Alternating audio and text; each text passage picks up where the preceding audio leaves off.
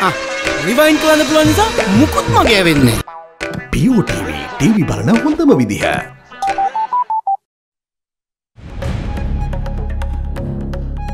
Making headlines on First at 9. Encouraging local entrepreneurs. President Maithripala Sirisena says a special loan system will be introduced to benefit local entrepreneurs. Tax revisions. Prime Minister Ranil Wickremesinghe pledges a revision to value-added tax component. Bond saga. Attorney General informs President's Secretary that some documents of the bond report cannot be publicised. Combating crime. Parliamentarian Vasudev Nanakara says authorities should ensure quick law enforcement and process of justice to ensure crime-free society. US immigration policy. US government says it had a well-coordinated process in place and a total of 522 children had already been reunited with parents.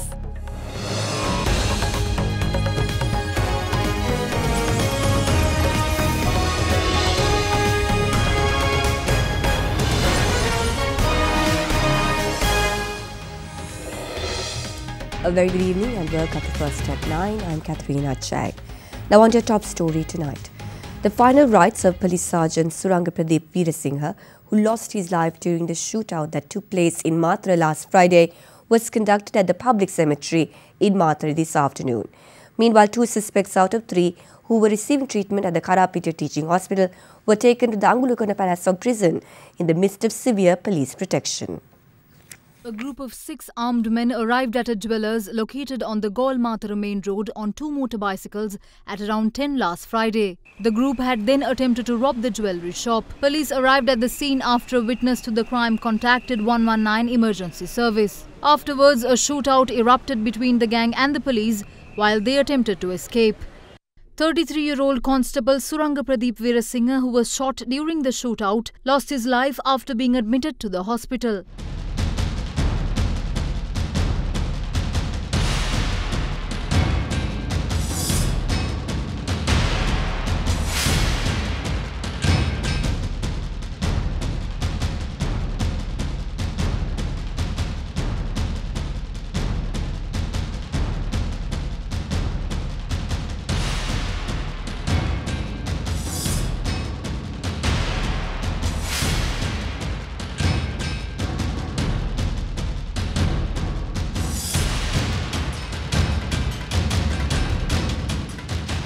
The first suspect in the incident, Chamara Indrajit Jayasundara, who was apprehended from a house in Hunukotua, was shot by police as he attempted to lob a grenade at police officers. The incident took place when the suspect led the police to a location where he allegedly hid a bag with his clothes. Upon arriving there, the suspect had retrieved a grenade from the bag and had attempted to lob it towards the police officers. In the meantime, taking to Twitter, Minister of Finance and Mass Media Mangala Samaravira says the rule of law must prevail even when dealing with criminals, and that the brutal murder of a police constable on duty cannot be justified by an equally brutal murder of the suspect whilst in police custody. Meanwhile, Koskoda Tharaka and another suspect who were receiving treatment at the Karapitiya Teaching Hospital were taken to the Angunukula Palace prison in the midst of severe police protection.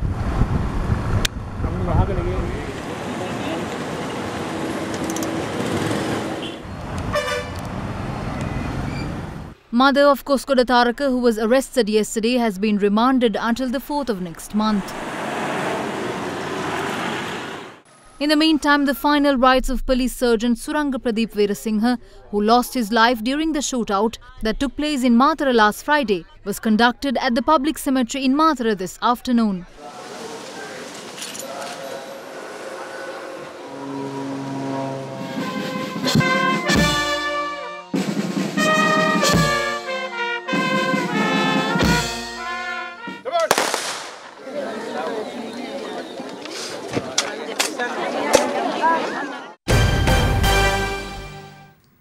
The Kilinochchi Magistrates Court today ordered to remand the 2 suspects in connection with the brutal killing of a leopard until the 29th of this month.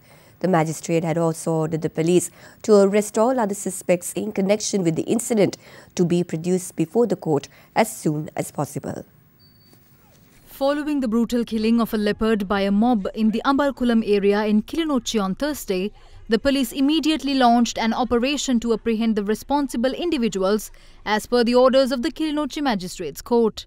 The court gave the order highlighting that it is a criminal act to kill a leopard in Sri Lanka under the Fauna and Flora Protection Amendment Act No. 22 of 2009. The International Union for Conservation of Nature also listed the Sri Lankan leopard as an endangered animal in 2008. Meanwhile, the police say that one suspect has been arrested last night at Ambalkulam area, while the other had surrendered to the Kilinochchi police station this morning. These individuals were remanded until the 29th of June after being produced before the Kilinochchi Magistrates Court today. The criminal act of killing of a Sri Lankan leopard is entitled to a fine between 30,000 to 100,000 rupees or an imprisonment period between 2 to 5 years or both of the above-mentioned penalties. UPFA parliamentarian Vasudeva Nanayakkara says that a proper mechanism to expedite the law enforcement and justice process should be introduced in Sri Lanka soon. Meanwhile, senior lecturer and sociologist of the University of Colombo, Dr. M.T.M. Mahesh says that both the government and media have responsibilities in combating crimes in the country. So the main manner of dealing with them is quick law enforcement and quick process of justice. And then if they are convicted by courts, then for them to serve the prison term. The summary execution are wrong and deplorable, done under whatever government. This government is supposed to be acting according to the rule of law, but we also observe that some of the outlaws or that some of the criminals who violate the law of the country in confrontations die at the hands of the police. But it is important that their lives should be protected. It is a duty of the law enforcement agencies to protect the criminals before they are brought to justice. Not merely that should they be captured, not merely should they be taken into custody, but brought into the process of law. If we critically look at the criminal behavior tendency in Sri Lanka, it is very clear that we have to understand the criminal behavior from a more cultural context as well as the political and legal context. Therefore, I would like to tell you as a sociologist, we have to understand the criminal behavior from the cultural, maybe especially subcultural or political or legal perspective, rather than giving them a publicity over the media. So then media can increase the gravity of the problem as well as they can minimize the gravity of the problem depending on the way they look at the issue. On the other hand, we know that prevailing criminal tendency has brought some kind of social phobia or some kind of doubt about the social order of the Sri Lankan context. For that, of course, state as well as the media has to take the responsibility in this regard. President Maithripala Sirisena says that local entrepreneurs will be able to obtain special loans from state banks under a new loan scheme from the 1st of next month. The President expressed these views at a Sri Lanka Freedom Party membership drive in Polonnaruwa today. The Sri Lanka Freedom Party membership drive for Polonnaruwa was held under the auspices of President Maithripala Sirisena today. When you consider every bank in the country, may it be state or otherwise, there are about close to 100 loan schemes made available to entrepreneurs. We took these 100 loan schemes and divided into 15 projects. Under these projects, all state banks have commenced special loan schemes that could be used for micro businesses as well as for various other projects. From the 1st of next month, if you visit any state bank, these loan schemes will be made available to you. There will be no political influence and there will be no need for you to run behind ministers and MPs for funds. There will be special counters in these banks for this purpose and it will be implemented island-wide. The government has allocated 800 million rupees for this purpose.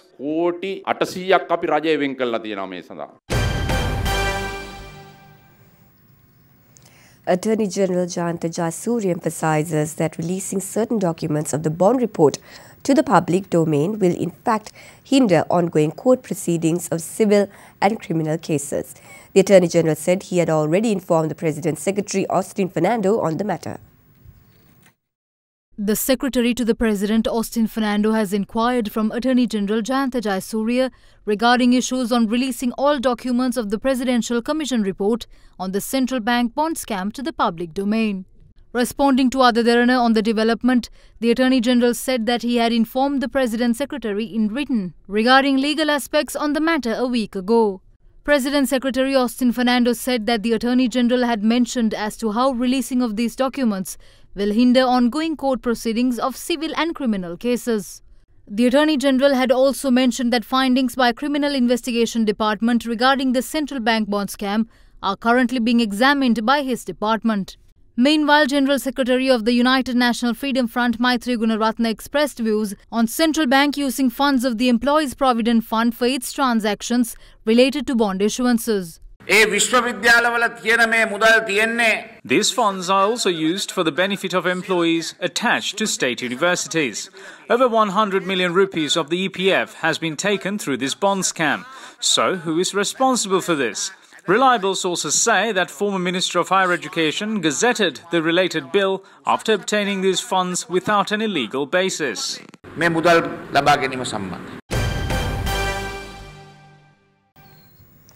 Former President Mahinda Rajapaksa today expressed views in defence of the much-debated statement made by Most Venerable Venduruwe Upari Thera during a sermon recently.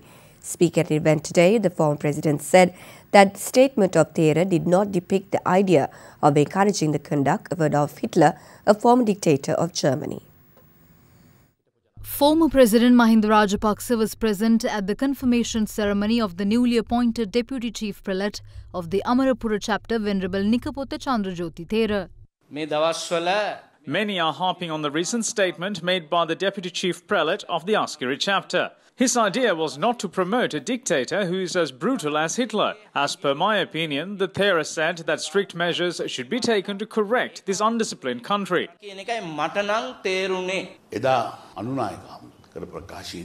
Speaking of the statement made by the Venerable Venduruwe Thera, we never felt that he meant to promote the conduct of Hitler.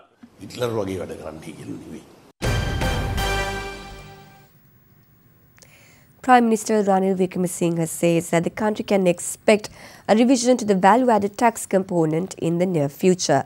The Prime Minister expressed these views at an event held in Galle today. A three-story building constructed at the premises of the Valivitiya Divitura Divisional Secretariat Office was declared open by Prime Minister Ranil Wickremesinghe today. Following the opening ceremony, 1,200 families affected by floods experienced in the Galle district in 2017 was given compensation at the event.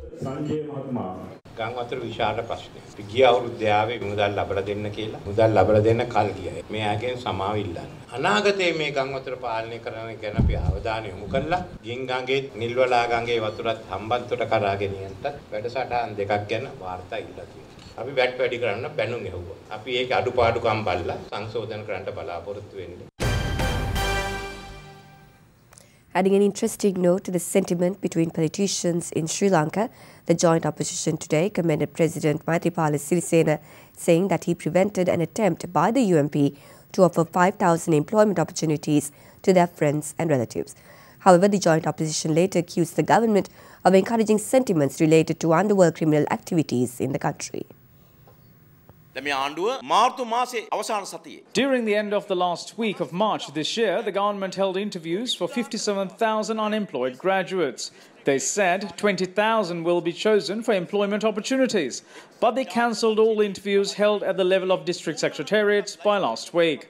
5,000 of those appointments were to be offered to those who have connections with UNP politicians. We should be thankful to the President for stopping this process. But now we have to be vigilant as to whether they will try to do it through another method. In the meantime, we believe that they will cancel the entire map of the Provincial Council election. The Northern Provincial Council will be dissolved in 77 days, while the Provincial Councils of Northwestern and Central Provinces will be dissolved in 87 days. All this is happening without a trace of the election process. Instead, the government is focused on uplifting the sentiments related to the LTT and the underworld crimes. Please don't let that happen. There is exactly 500 days until the presidential election. It doesn't matter how many elections they're going to postpone. As per the constitution, no one in this country can avoid the opportunity that they will receive in exactly 500 days. දින 500කට පස්සේ එළඹෙන ඒ අවස්ථාවෙන් මගහරින්න කිසිම පුද්ගලෙක්ට මේ රටේ පුළුවන් කමක් නැහැ. A group of disabled soldiers whose homes were affected by the blast at the Salava army camp in 2016 staged a silent protest at the Shalava junction at Kusgama today. Protesters charged that even though it has been over 2 years since the incident, officials have failed to provide assistance to renovate their homes, which have been affected by the blast.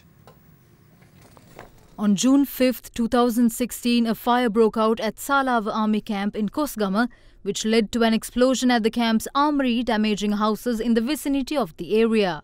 Even though it has been 2 years since the incident, a group of disabled soldiers residing at War Heroes village in Kosgama, located in close proximity to the camp, charged that officials have not intervened to rebuild their homes, which were affected by the blast.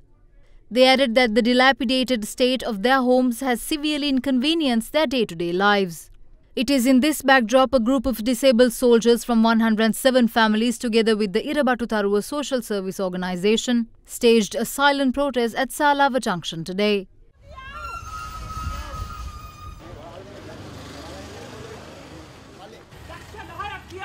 Following the demonstration, protesters invited media to witness the state of their houses at the War Heroes village. Let's now cross over to a short commercial break.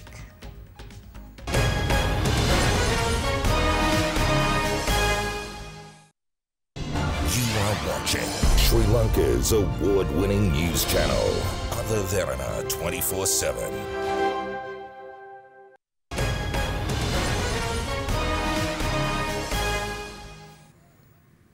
The Indian High Commission organised a special 3-day pilgrimage to Bodh Gaya in India for 160 Sri Lankan Triforce personnel and their families.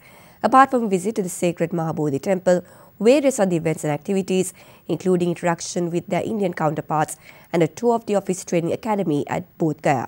High Commissioner of India to Sri Lanka Taranjit Singh, Sandhu and Army Commander Lieutenant General Mahesh Senanayake met the Sri Lankan Army personnel and their families at Colombo Airport today before the group embarked upon their visit to India.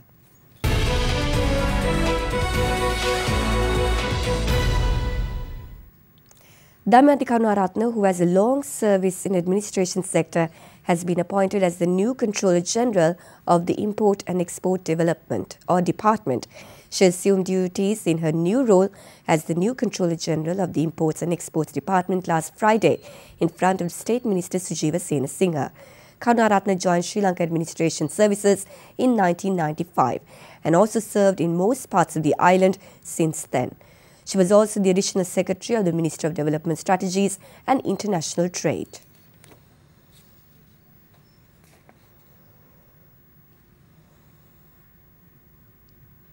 In the latest comments on escalating trade row, a senior European Commission official said that the European Union will respond to any US move to raise tariffs on cars made in the bloc. US President Donald Trump on Friday threatened to impose a 20% tariff on all imports of EU-assembled cars, a month after his administration launched an investigation into whether auto imports posed a national security threat. The European Auto Stocks Index fell on Friday after Trump's tariffs threat. Shares US car makers Ford Motor Co. and General Motors also dropped.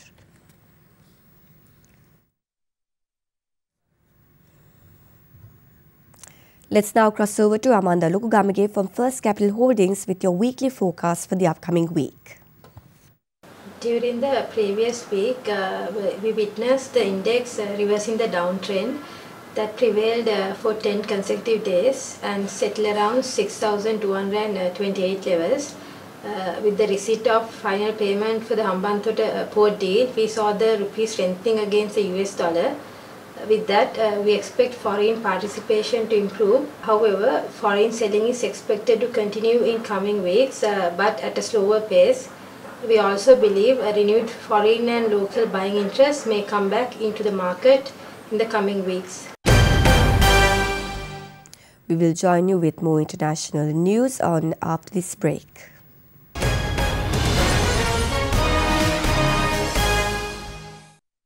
You are watching Sri Lanka's premier news channel, Other Derana 24/7.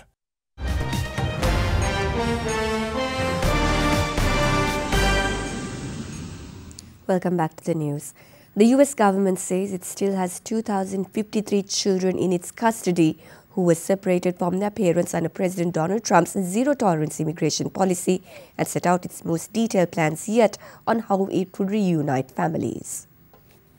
The Department of Homeland Security said late yesterday it had a well-coordinated process in place in the face of criticism from lawyers for parents and children who have said they have seen little evidence of an organized system. A total of 522 children had already been reunited with parents, the agency added in a fact sheet published 3 days after Trump ended his policy of separating families on the US-Mexico border after images of youngsters in cages triggered outrage at home and abroad. The Department of Homeland Security fact sheet noted that the US government knows the location of all children in its custody and is working to reunite them with their families. The new detail came after more than 2 months of confusion how detained migrant parents who are shuttled from facility to facility run by different government agencies would ever reunite with their children who are sent to shelters and foster homes scattered across the country. Turkish voters are going to the polls to decide whether to grant President Recep Tayyip Erdogan a second 5-year term in the most fiercely fought election in the country in years. These elections were originally scheduled for November 2019 but were brought forward by Erdogan. If Erdogan wins, he is expected to adopt major new powers that critics say will weaken democratic rule. But he faces a severe challenge from centre-left candidate Muharrem İnce of Republican People's Party. Turkey remains under state of emergency imposed in the aftermath of a failed coup in July 2016.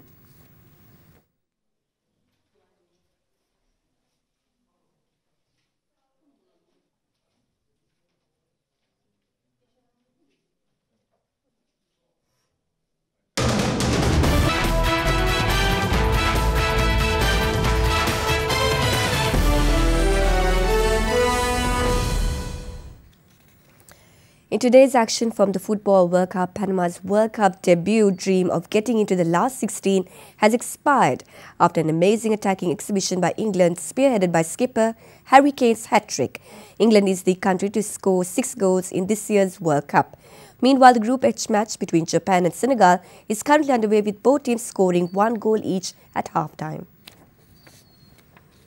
Romelu Lukaku and Eden Hazard each scored twice and substitute Michy Batshuayi added a deserved 5th as Belgium cruised past Tunisia to edge closer to a place in the round of 16. Tunisia managed to pull off 2 goals successfully but fell 3 goals short to win the match. Amid scorching heat in Rostov, Mexico secured safe passage to the round of 16 for a 7th straight World Cup as they eased to victory over South Korea. After they shocked world champions Germany in their opening Group F game, Mexico secured a 2-1 win as Carlos Vela registered the first goal through a penalty, before Javier Hernandez wrapped up the points with his 50th international goal. Son Heung-min was the man to score the goal for South Korea. Facing both Sweden and elimination in their second group stage game, Germany overcame a 1-0 first-half deficit with a pair of second-half goals to beat Sweden 2-1. The match kept football fans on the edge of their seats until the last second. Toni Kroos and Marco Reus was on the score sheets for Germany, while Ola Toivonen was the only scorer for Sweden. Today is the second day of the third and final test between West Indies and Sri Lanka, and Suranga Lakmal assumed responsibility of leading the team after the ban imposed on skipper Dinesh Chandimal. Playing the first day and night test match of the tournament, West Indies were 132 for the loss of 5 wickets at stumps in Rail Curtail match yesterday. Shane Dowrich was the highest scorer for West Indies with his half-century. Meanwhile, Sri Lanka cricket yesterday recalled leg spinner Jeffrey Vandersay from the West Indies tour over conduct that violated contractual obligations.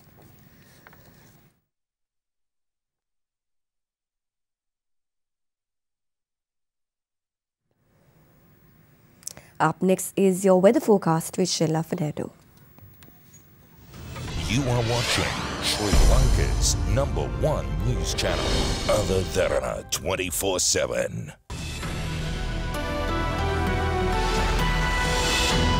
A very good evening to our viewers and welcome to Forecast First. Starting off with your temperatures for tomorrow, they are to vary between 21 and 34 degrees Celsius with the highest of 34 degrees Celsius expected in Trincomalee and Batticaloa. Well, when looking at the map, a low pressure zone will develop in the western province and will gradually disappear. Well, tomorrow will be a sunny day for several parts of the island including Jaffna, Mannar, Anuradhapura and Trincomalee. The areas of Vaunia, Kandy, Colombo, Galle and Matara as well as Hambantota, however, will experience some showers. That's all from the Weather Centre tonight. Up next is your City by City forecast.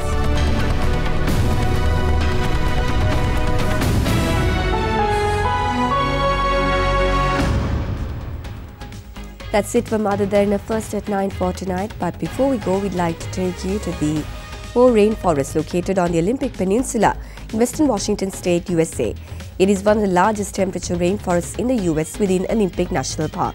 Most of the trees that grow within the rainforest area covered with huge clumps of hanging moss and ferns which add another dimension to the enchantment of the rainforest. We hope you enjoyed these visuals and have a pleasant evening.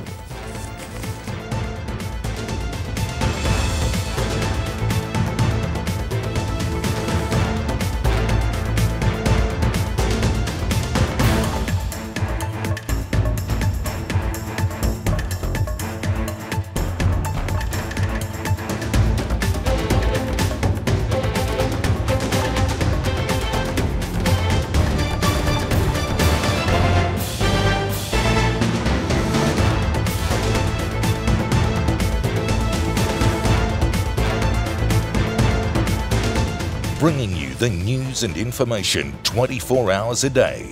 This is Sri Lanka's premier news channel, Other Derana 24/7.